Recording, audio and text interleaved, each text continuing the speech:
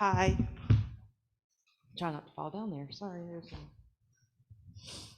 so hello everyone. I just want to say thank you so much for this opportunity to speak with you all today.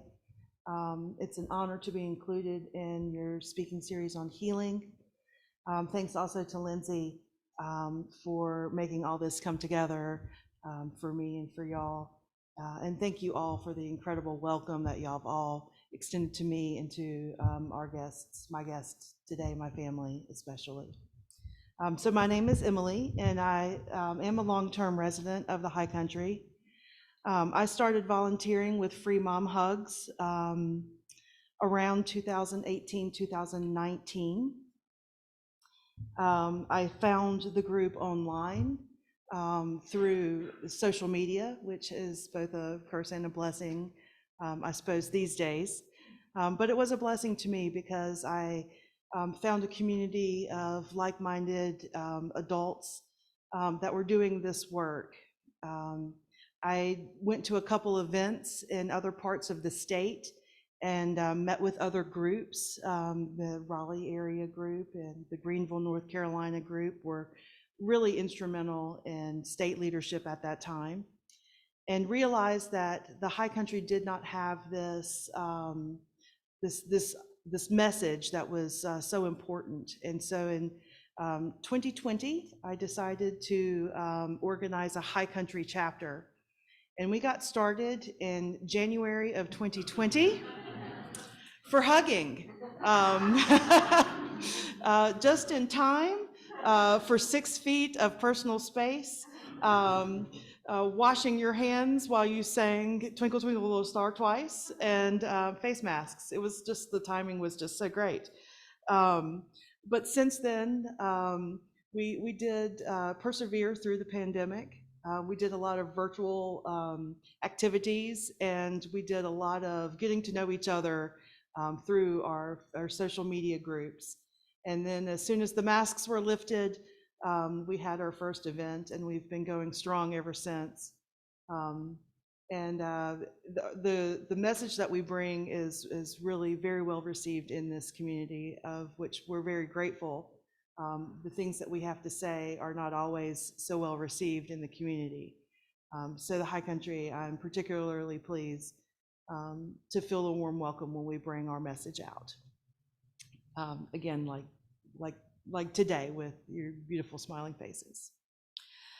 So I'm going to say a little bit about myself so you can get to know me a little bit, and then I'm going to talk a little bit about our founder and how we got started. So my personal story is that I grew up in the 1980s and the 1990s. It was a time of radical change for the gay community, the queer community. Things were starting to get better. Things were beginning to be more accepted. There was the beginning changes of the reduction of stigma, but it was also the time of the AIDS epidemic. And there was a lot of fear and a lot of misunderstanding and a lot of panicking and a lot of fracturing of relationships because of that. So that was the time that I grew up, and I was becoming an adult, and that really did shape my experiences with the way that things can be perceived. It's hard to believe, but I graduated high school in 1994, and not one single person in my high school graduating class was out. And there was no gay, queer, straight alliance. There were no mom groups. There was nothing. In college and later on into adulthood, so many of my classmates eventually came out and were able to live their authentic lives. But in high school at that time, it was just completely unheard of. It was things that was whispered about, and rumors, and things that were not spoken about in a positive light. One of my friends came out to his parents while we were juniors in high school. It might have been the summer between our junior and senior year. And his parents were not affirming, and they were not accepting, and they asked him to take his things and leave. And so he did, like so many other people. He did some couch surfing, stayed on our couch a night or three, but eventually became homeless, and was not able to access supports that he needed, and eventually succumbed his life to suicide about the time we should have been graduating from high school. And he is no longer here with us. And I can only imagine what the world would be like if he was here. And I think about that every single day. So 17 years old, I lost my friend, and reality, man, that'll smack the reality right out of you, you know? So I'm 46 years old now, and sometimes I drive over to Deerfield, where my mom lives in a memory care ward, because I need a hug. And I think about when I drive over there to see my mom, sorry, it's gonna make me a little emotional. My mom has Alzheimer's and she doesn't always recognize me, but she always gives me a hug. And she always is excited to see me. And it doesn't matter at all what I'm bringing. She's my mom, and she gives me a mom hug. And at 46 years old, there's so much power in that. So, sorry, just give me just a second.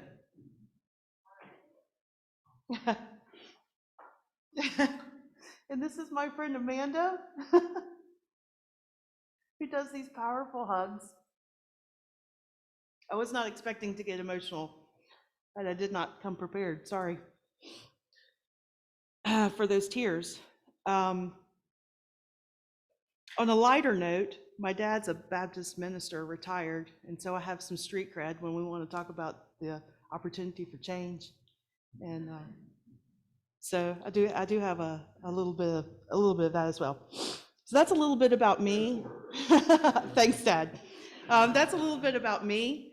And one of the first moments of my adult life, I was 17, when I realized just how permanent things could be, and just how permanent our actions could be in our own lives, and the way that it would ripple out into other people's lives.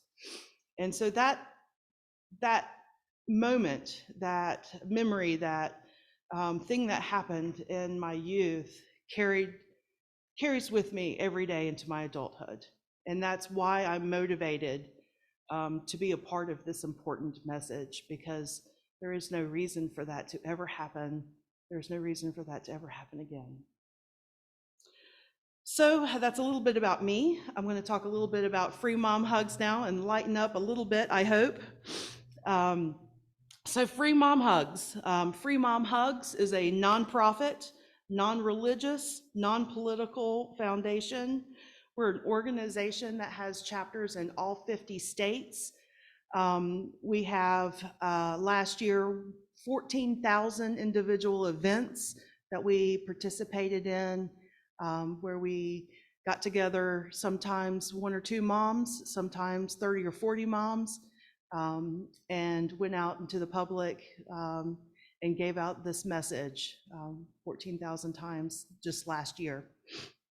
I would be interested to hear what our number is, because I know our chapters are growing and our events are becoming more numerous.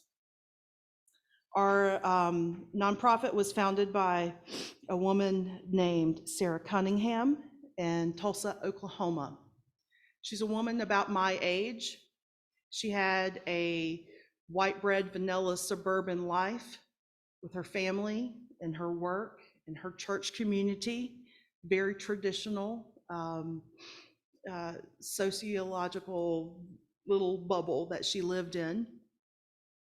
And everything was just great. And she thought that her life was just about as perfect as it could be, but she was not paying attention to her son and her son's struggle.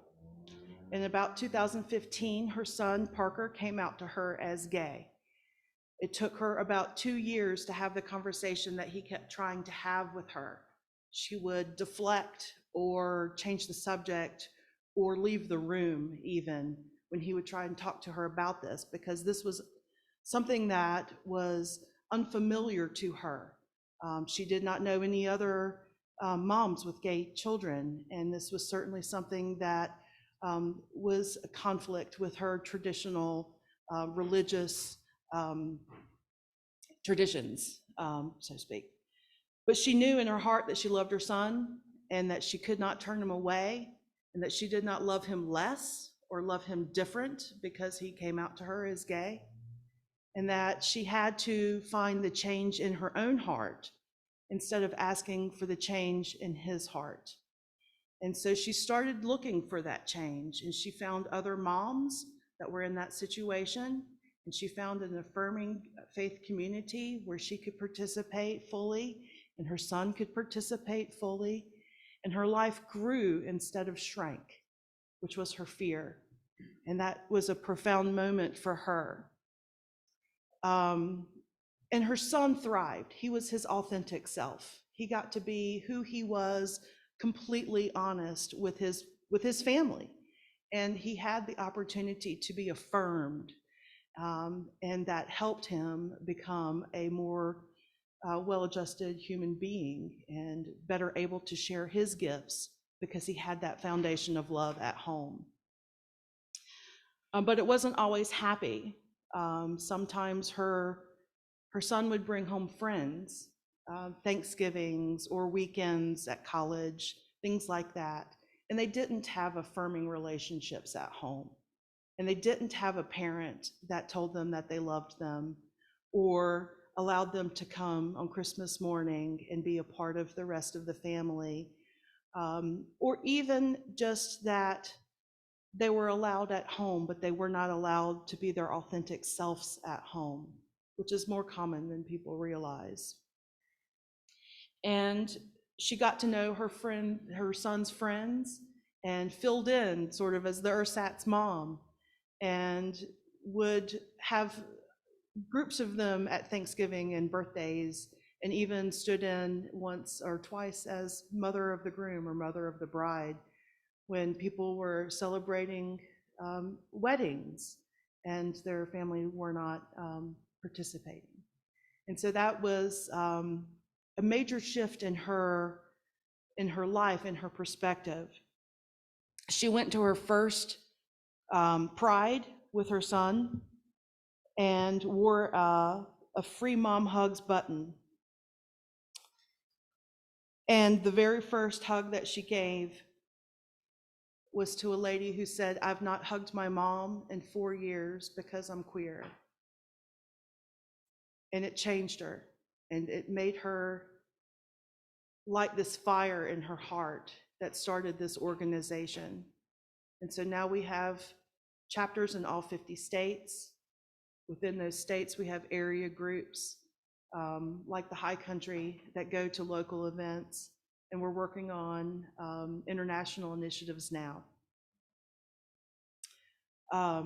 Eventually, she wrote a memoir called How We Sleep at Night.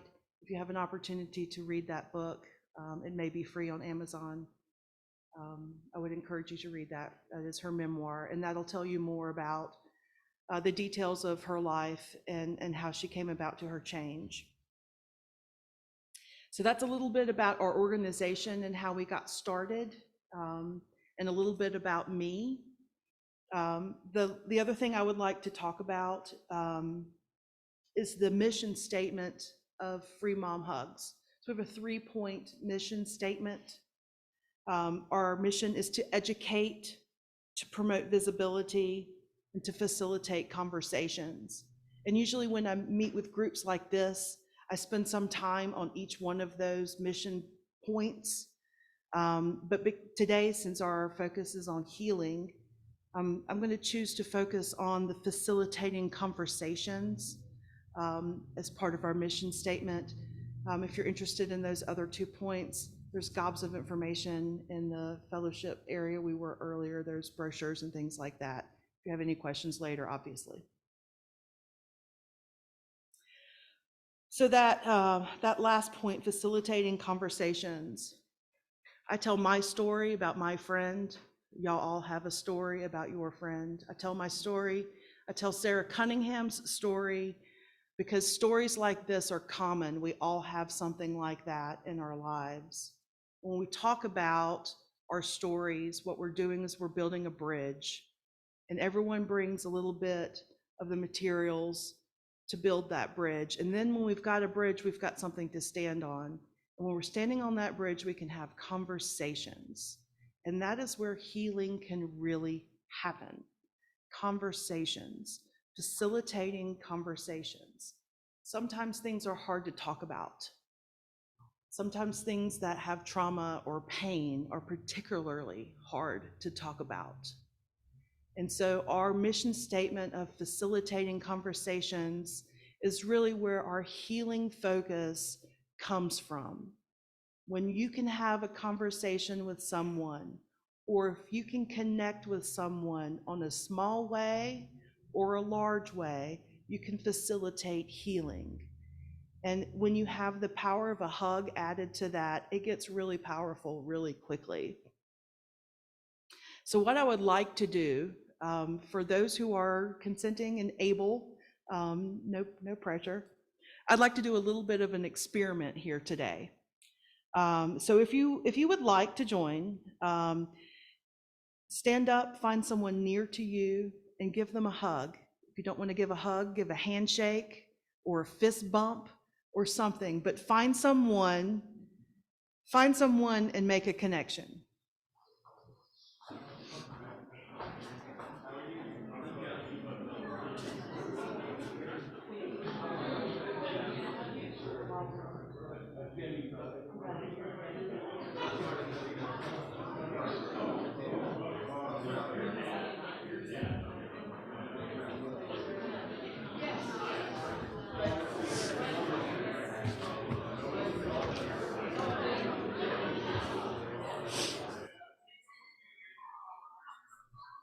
What's up, brother? How are you? Thanks for having us here today.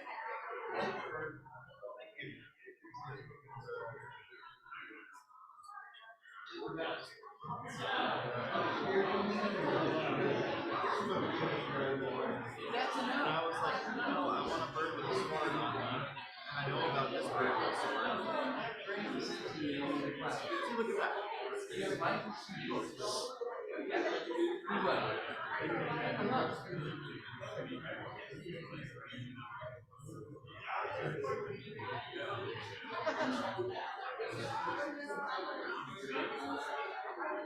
Hey, how'd that feel, y'all?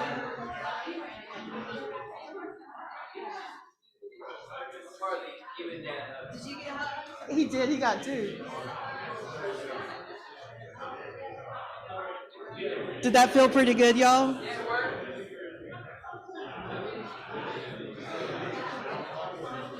No, I just got to get him to sit back down. You're so authentic. Oh, I didn't mean to cry. No, it's real, man.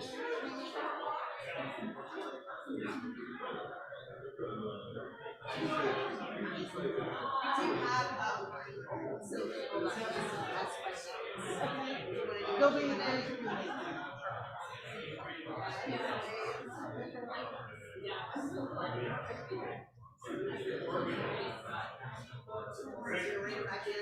Yeah. Do you want to do that?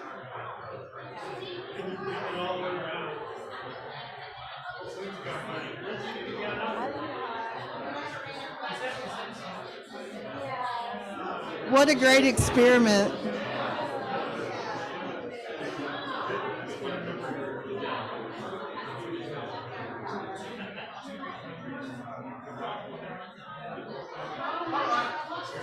Every dad has.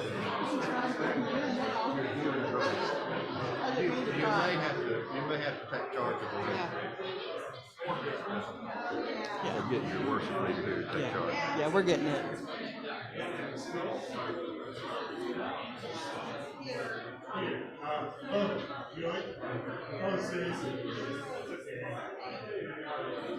Yeah, you rein them in. Okay, everybody, we'll finish out. Emily has a couple more. That's all right. Love the love. Love the love.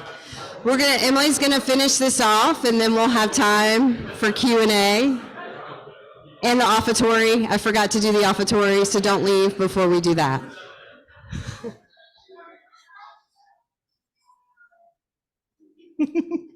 That felt pretty good, didn't it?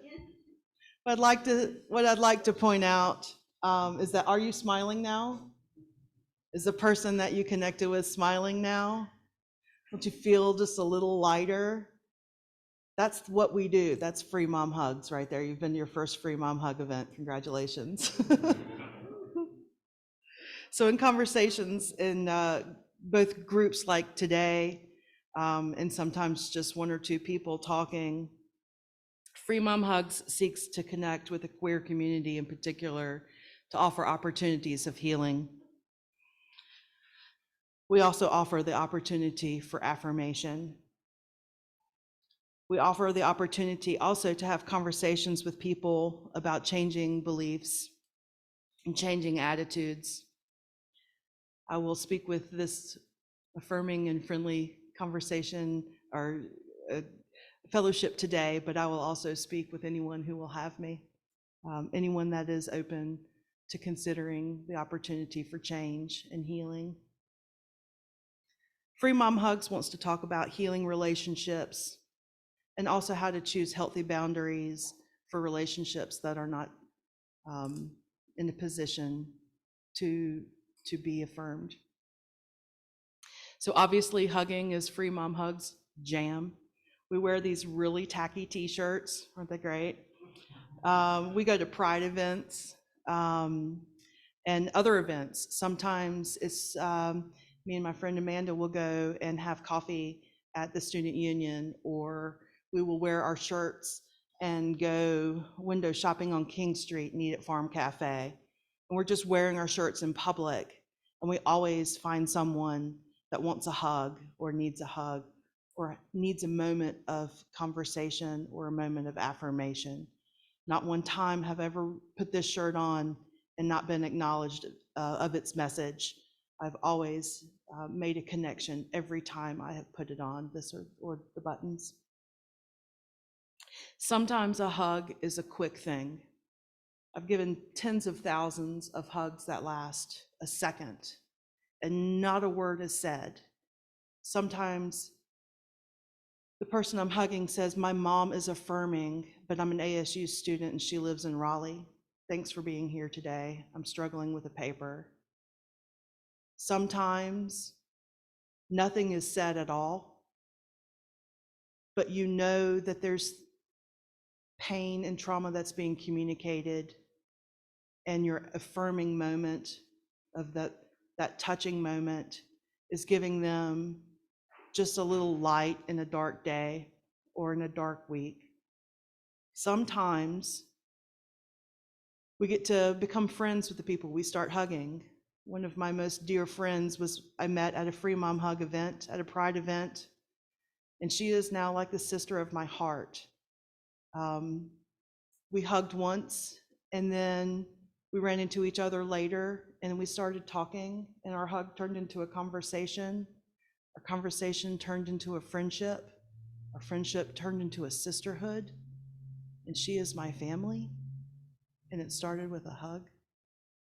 Sometimes you hug someone and they fall apart in your arms.